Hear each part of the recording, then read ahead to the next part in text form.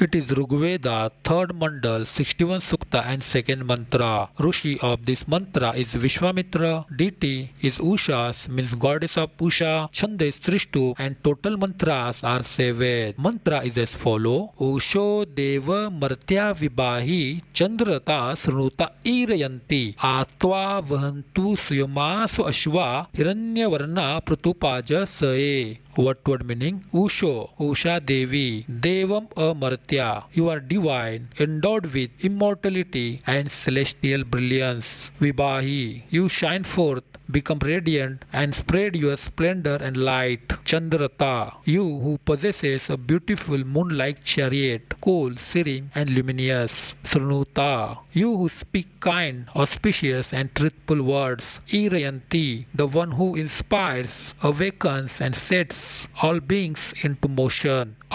Here, towards us, in our direction. Tva, you, object form, you as the one being addressed. Vahantu, may they carry, bring or lead you toward us. Suyamasu Ashva, the well-trained, well-guided horses of orderly, harmonious movement. Hiranyavarna, golden in color, shining with a blazing golden radiance. Pratupajas, possessing vast strength and great vigor. Those, they, referring to the divine horses. Translation: O divine Uṣā, may you manifest your immortal and radiant form, dispelling the darkness and gladdening the entire world with your golden celestial brilliance. Riding upon your beautiful chariot that shines like the moon, you inspire everyone with your truthful and auspicious words and move forward on your divine path. May your well-organized, golden-hued and powerful horses bring you here to this sacred place of sacrifice, Yagyasthala.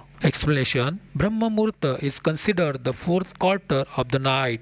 It is a time of Uṣā Kala, the period just before sunrise. This time is also called a Martya, meaning that a person who wakes up during Uṣā Kal attains longevity. Uṣā Kal is the time for attaining immortality. Even from a physical perspective, waking up during this period enhances health. From a spiritual point of view, it is a divine nectar-like time for performing spiritual practices that lead one towards one's true self. To be established in one's true self is the real attainment of immortality. The Atman means self neither takes birth nor dies. It is unchanging and being an eternal part of the Supreme Lord. It is divine, full of Sat, Chit and Anand. Sat means eternal, Chit means full of knowledge, Ananda means blissful and completely free from all impurities. To realize and awaken to this self, this is what it means to be established in one's true nature. On the other hand, the material body is Asat, non-eternal and perishable. Achit means covered by ignorance, and Nirananda means devoid of true bliss and filled with various defects. The physical body is practically lifeless. It functions only because of the presence of the soul. When the soul departs, the body has no consciousness of its own. It becomes inert.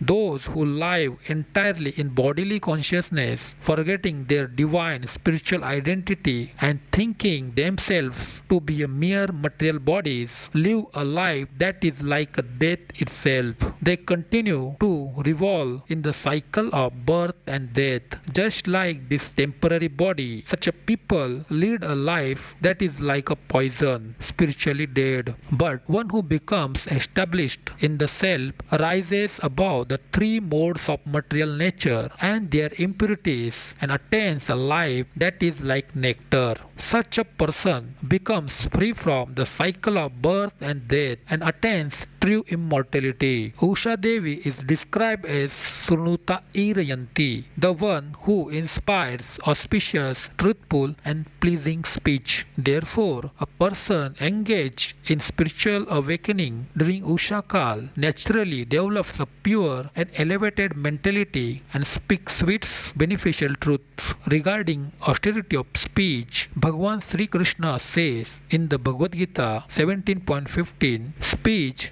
that does not cause agitation, that is truthful, pleasing, beneficial, and accompanied by regular recitation of the Vedic scriptures. This is called the austerity of speech. This entire material world is asat, temporary, and filled with dualities such as birth and death, good and bad, gain and loss. Whatever discussion are based on the object of this transient world are neither completely true nor truly pleasing nor genuinely beneficial. Listening to the dualities of this world always creates agitation in the heart. Two types of agitation arise. Hearing about happiness produces agitation in the form of excitement. Hearing about sorrow produces agitation in the form of distress. But the discussion about the Lord, the Supreme Truth, the eternal well-wisher of all, the giver of the highest bliss and fearlessness, are eternally true. Description of his sweet form, qualities, pastimes, name, and scriptural teachings destroy all mental agitation and bestow supreme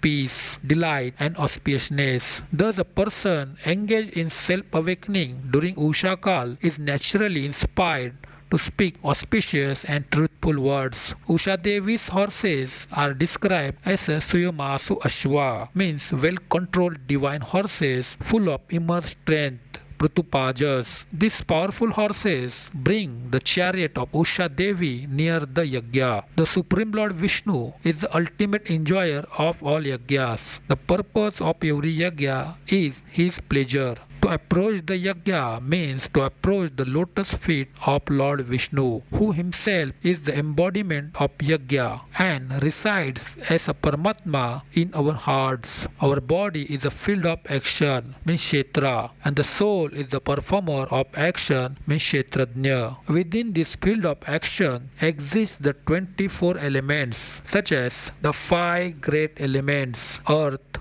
water, fire, air, ether. The 5 sense objects: taste, touch, smell, form, sound. The 5 working senses: speech, hands, feet, genitals, anus. The 5 knowledge senses: earth, eyes, tongue, skin, nose. And apart from this, mind, intelligence, ego, and Prakriti, whose unmanifest qualities are called Pradhan. It's also included desire, aversion, pleasure, pain, the body, consciousness, and the impulse to act, all of which belong to this field and are its modification. Our body is like a chariot. Intelligence is the charioteer. Mind is the reins. The powerful senses are the horses. If we become controlled by the mind, lose discrimination of intellect, and become attached to the object of the senses, then we will never reach the yajna, means toward Lord Vishnu, who exists in all moving and non-moving beings and resides in our hearts as a Paramatma. We will stray from the path, fall into degradation, and remain trapped in the cycle of birth and death. Therefore, we must firmly engage our mind in the contemplation of the Lord and employ our senses in actions meant for attaining Him. Then our powerful sense horses will take us like the horses of Usha Devi towards yajna. Just as Usha Devi, by controlling her strong horses, brings her chariot to the yajna, similarly, by controlling our strong senses, we can reach the Lord. This alone is the true purpose and fulfillment of human life.